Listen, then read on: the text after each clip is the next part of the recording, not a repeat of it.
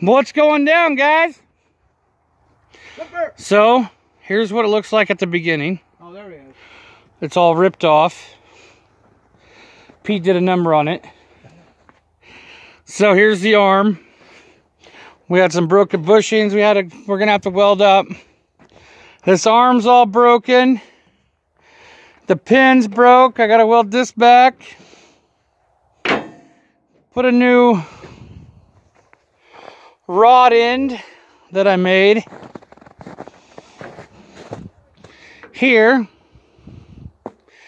Get all this thing hooked back up, get the chains off, and yeah. So that's what we're doing. Part 1 to be continued.